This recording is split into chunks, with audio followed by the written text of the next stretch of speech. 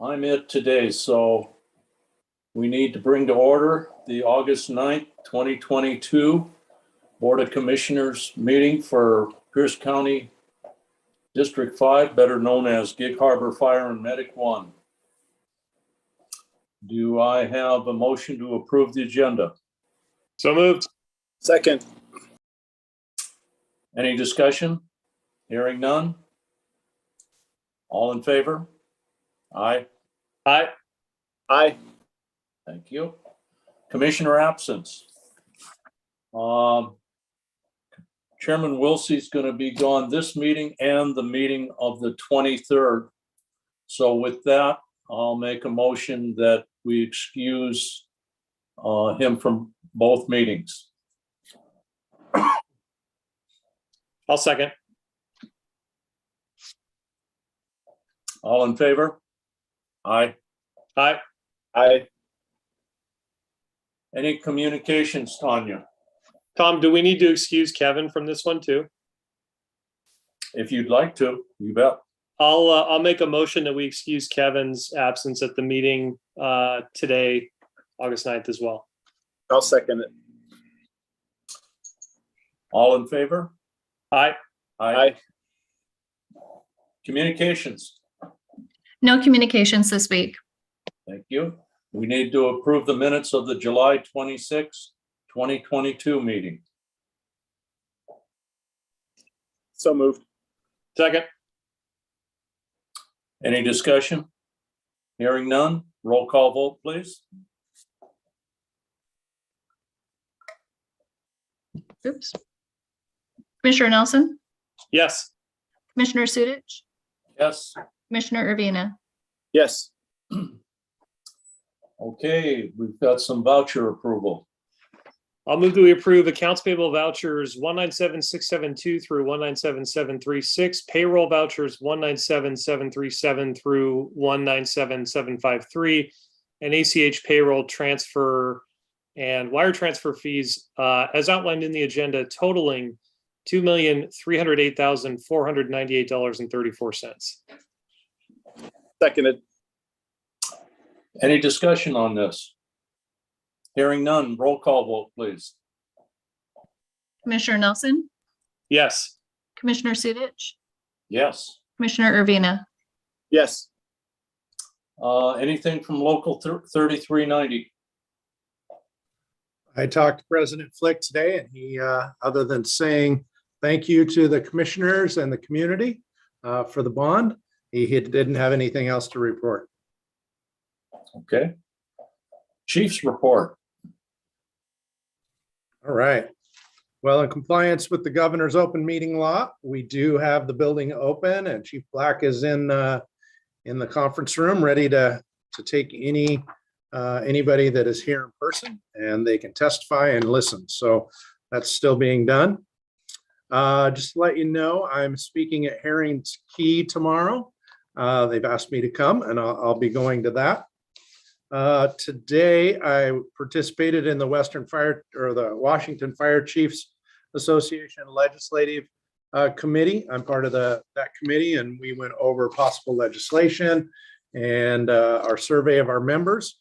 So I participated in that, and we're working through our legislative agenda right now. This Sunday, I will be attending, along with President Flick, the Washington Fallen Firefighters Memorial, Sunday at 1 o'clock in North Bend. We'll be attending that ceremony, and Eliza Hoover will be honored there. With that, on Friday, at 9 o'clock here at the headquarters, we're given a ribbon. It's a ribbon that goes over the end of the flag that has Eliza's name on it. We have it here at Gig Harbor at 9 o'clock on Friday, the 12th. The IAFF or the motorcycle group will be coming to pick that ribbon up, and we'll have a small ceremony here at 5-0 to hand over that ribbon to be taken to the Fallen Firefighter Memorial for Sunday. So that's happening this Friday at 9. Let you know, I will be absent at our next meeting. I will be attending the Fire Rescue International, which is the International Fire Chiefs Association Annual Conference in San Antonio, Texas. So I will be gone in 2 weeks. With the bond passing, we will be moving Chief Black permanently to the Assistant Chief of Logistics. His temporary appointment lasts through this Friday. He and I have met and had a discussion. We're working on a contract, and we'll be bringing that to you in 2 weeks for your approval. And Chief Johnson will be permanently moved to working on the bond. His salary will be paid through the bond proceeds as he works through that. So, Chief, I want to congratulate our handshake deal, at least, of Chief Black being the permanent Assistant Chief of Logistics, and we'll get to work on backfilling for him as a division chief here in just a couple weeks. Chief Meyer has an update on our deployments. Yeah, good afternoon, everybody. Just wanted to give you a little bit of an update on some of our wildland deployments that we've been participating this last week. Last Tuesday, Wednesday, we sent Brush 55 with 3 of our firefighters, Lieutenant Jorgensen, Firefighter Bailey, and Firefighter Monroe, to the Williams Fire over in Spokane. Also, too, on that deployment, retired Chief Steve Nixon went as the strike team leader. They returned back today after over a week over there serving the community of Spokane and Cheney on the Williams Lake Fire. Also, too, Norby Johnson, Lieutenant Johnson, is part of the incident management team that is down on a fire down outside of Oak Ridge, Oregon. They've got a pretty tricky, complex fire down there, and they're down there trying to protect some of the wilderness area and also some of the town and communities around Oak Ridge, which is just east of Eugene. And so that's it on our deployment front. And just a little bit of FYI, tomorrow in Western Washington, we're expecting some sporty or some red flag weather, not in Gig Harbor, but also on the coast for dry lightning and some wind, and in the Northern Cascades also. So we're just kind of having an awareness level of that stuff for tomorrow, but expecting some dry lightning and some wind with outflows in our coast and also in the Northern Cascades. So just preparing for that and having an awareness level. And that's the end of the report, unless there's any questions. All right, thanks, Chief. That is the end of the Chief's report, unless there's any questions for me or any of the other chiefs.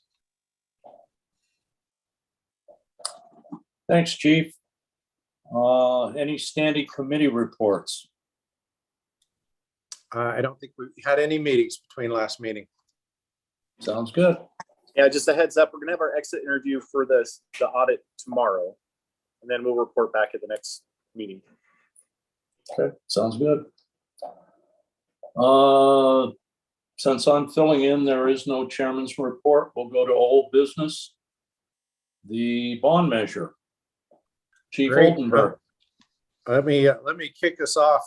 Chief Oldenburg, since this is passed in the stations and for many of you, I've heard, well, what's next? When are we breaking ground? What's happening? And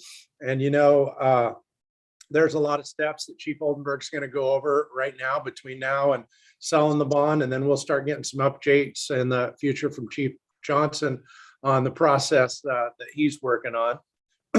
But in essence, if you think about this, we run about a $31 million organization with our finance and administration and logistics team, and we're going to be adding another $40 to $80 million business right on top of it. We have to do all the same finances and all the same reporting, and especially in finance and administration, there's a lot of work to do, and they've already started. They're already heading down that road since I let them all celebrate on the 3rd, but on the 4th, we had to get to work.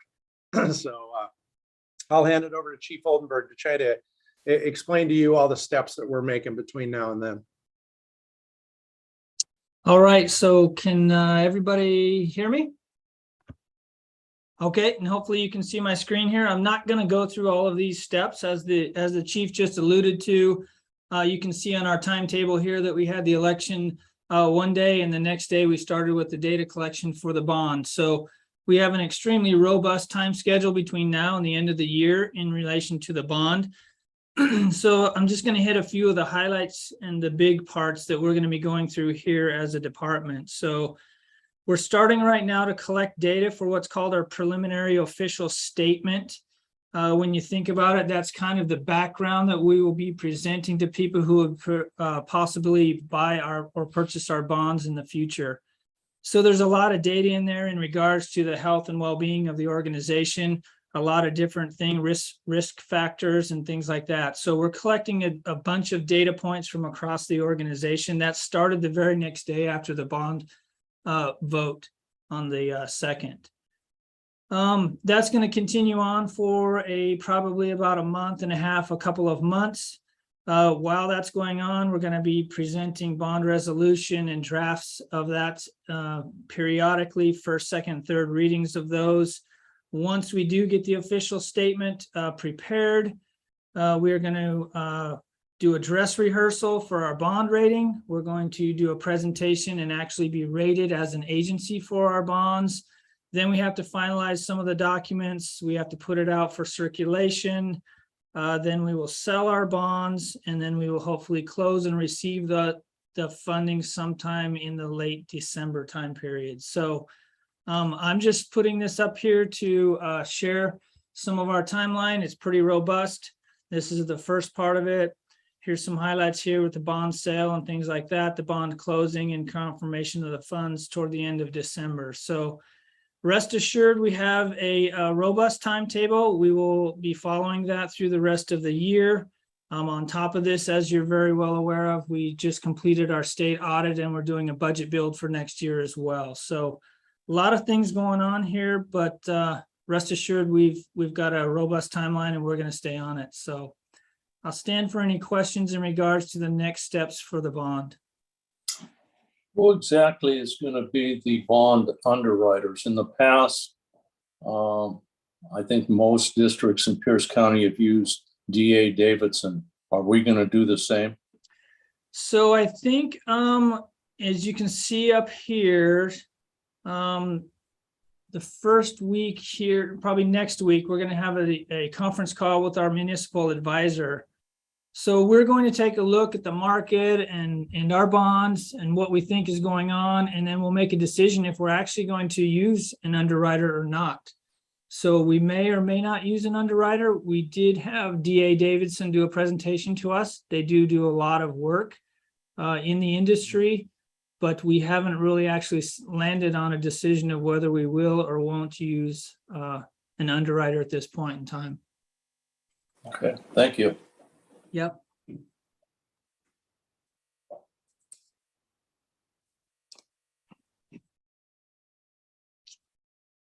That's all I have. Thank you. Yeah, as you can see, there's a lot of work to be done between now and the sale, but we should be funded, like Chief Oldenburg said, close to the end of the year. And we will sell it in parts. One of the things that we're trying to decide is how much. You have, I think it's 3 years to use the money. Is that right, Chief Oldenburg? So we don't want to sell 80 million, and we're only going to sell a portion. My guess is between 20 and 40 million that will sell at first, and then spend that down, and then come back for a second one in a few years. That's kind of how we're doing it. Chief Johnson is working hard to be ready. I've told him that I want to be as shovel ready as we can. And so Chief Johnson's working on that, and he'll keep us updated as we go along. But this first part is mostly finance and being rated and selling bonds and getting funded between now and the rest of the year. With that, finance and administration's pretty busy. We just had negotiations. We're the union's working on that and their vote. We'll plug that into our budget. We're working on this year's budget too, and then a long-range forecast for over the next 2 to 3 years. As you know, I'd say the number one question I get, other than the bond and when are we going to start and when are we going to get funded, is when are we going to order engines and when are we going to staff stations? So we had to get through negotiations. We had to get through the bond. Next, we need to do this year's budget, which we're working on and getting through that. And then we can try to look out 2 years and 3 years down the road on when we can purchase engines and when we can staff more stations. So I will have that to you hopefully by the end of this year. Any update on the levy lid lift? I'm assuming we filed. Yeah, we are all filed. It's I looked on the county site today. It's on the county election site. Okay. As it's on there, and we are all good to go. We got our yes committee, an excellent committee was selected by you, and everything. Marginal committee. Everything's on track for the levy. Thanks, Chief. Any other old business needs to be brought up? New business. Does anybody want to bring up some new business? Okay. Open public comment. State your name for the record. You'll have 3 minutes, and I have to switch here.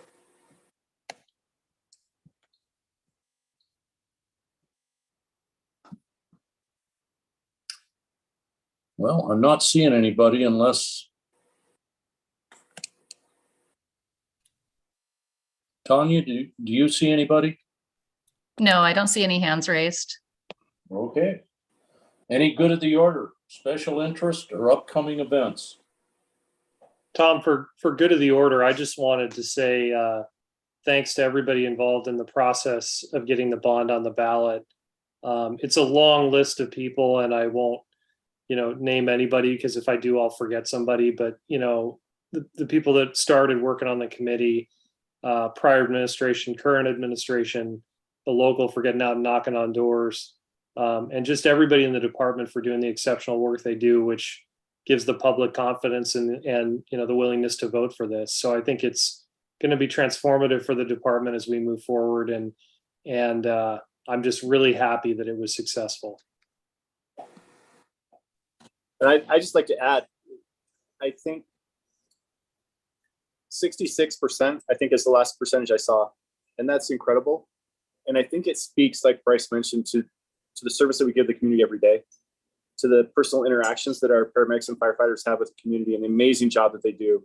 I can't tell you how many times, whenever I'm wearing my coat, I get compliments on you, ladies and gentlemen. So thank you for that. That's what made this bond happen.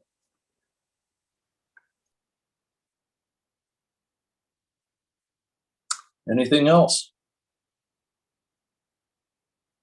Hearing and seeing none, our next meeting will be Tuesday, August 23rd, 5 p.m. With that, we are adjourned. Thanks, guys and ladies.